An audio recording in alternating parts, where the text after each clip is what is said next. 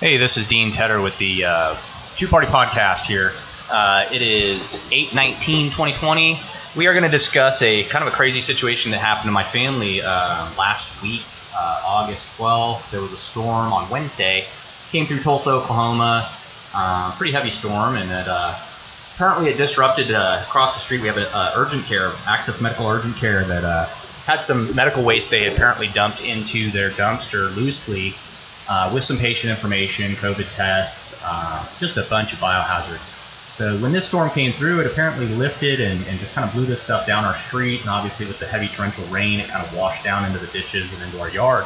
So upon waking up Thursday morning, my wife wakes me up, we walk out, and we discover all of this loose, just medical waste, just thermometer, disposable tips and sleeves, needle sleeves, dozens of latex gloves, PPE suits, masks. We just discover all this waste that's just scattered about our half-acre lot. And I reached out to the girl at the front desk who, upon asking, told me that there was nobody to clean it up. She came out and tried to clean up, got their parking lot, got their area cleaned up immediate around the building, and then said she'd come back. And a good hour later, we had nobody return to clean our yard up, clean up around the street. And here we are. It's now, that happened on August 12th, 13th was the morning we found it. Well, here we are August 19th, and there's still debris down our street. We did clean up our yard. We gloved up and kind of took our health into our own hands and wrists, cleaning up this debris and medical waste that potentially could have positive COVID, contagion on it. We cleaned the yard up, put it in a bag, left it right there between our house and the facility on our carport, and we're told we had a reporter come out, do a whole story on Fox 23. Hopefully I'll post that link later. And we're expecting an apology. We're expecting somebody to come and grab the medical waste, maybe come down the street and clean up the rest of it. And to this day, we have had nothing. I have reached out to Tulsa Health Department. I've reached out to the Oklahoma State Health Department. I've reached out to Health and Human Services. I've reached out to OSHA. I've reached out to the actual state medical board to go after the doctor who runs the place or is written up as running the place, hoping that they could contact him and maybe he would send somebody out. We also reached out to we found patient information, one patient, her social security, her phone number, her address, her just patient information that should be shredded and or put on file, which is a violation of the HIPAA Act. And upon reaching out to her, let her know she was very thankful it didn't fall into the wrong hands and was thankful that we let her know and the reporter let her know, but nothing, nobody's come to get that information and shred it and dispose of it properly either. As far as I know, up to this point, nobody's called her from the medical place and actually made an apology to her. The Access Medical blamed it on the waste management dumpster people, which they called me. The president of the company called me. He was a very nice guy. I told him I don't feel any of that's their fault. I feel that the business who pays for the dumpster, who puts waste in the dumpster, is the one responsible for anything that comes out of that dumpster. I think that the waste management would be responsible from the dumpster being dumped to their truck to the time it hits the landfill. So if he was driving down the road and some of that information had flew out of his truck, I would see that they maybe would be responsible.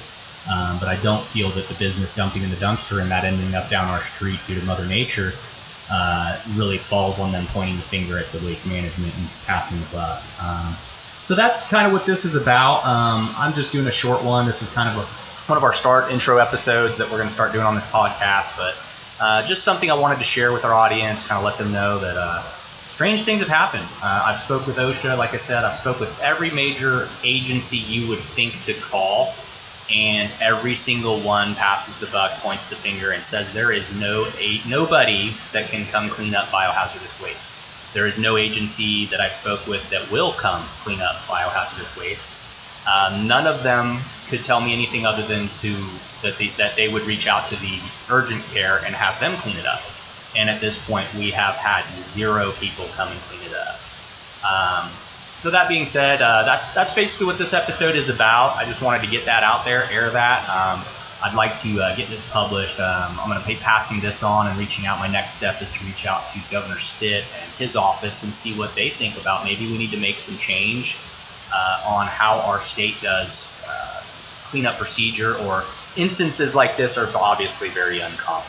So we're hoping at this point that maybe because this is a very uncommon thing, that's why we're running into the hurdles we're running into as a family trying to get this cleaned up and off our property.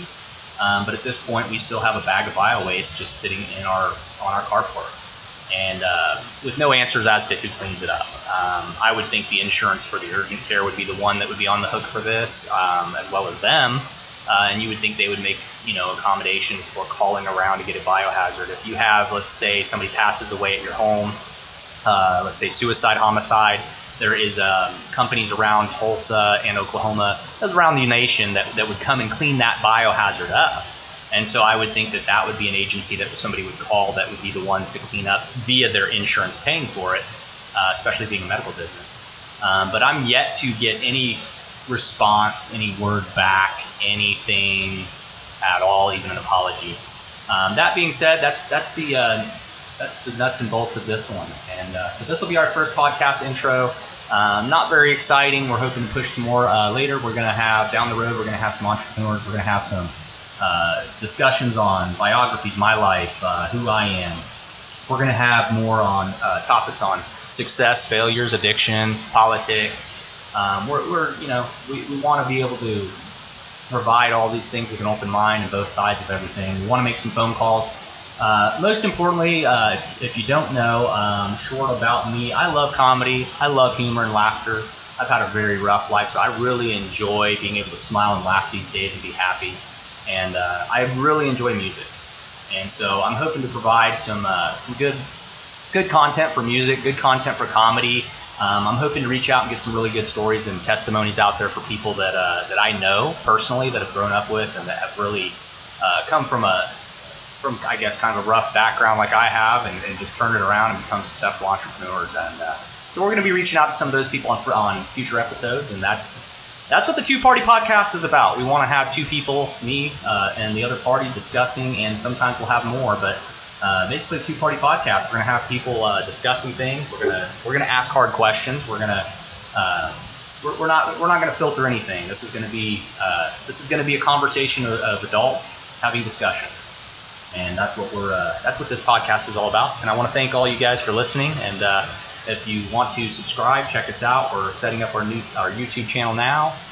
We're going to be sharing this across all the media platforms and social media. And we'll have this published as soon as we can. Please reach out.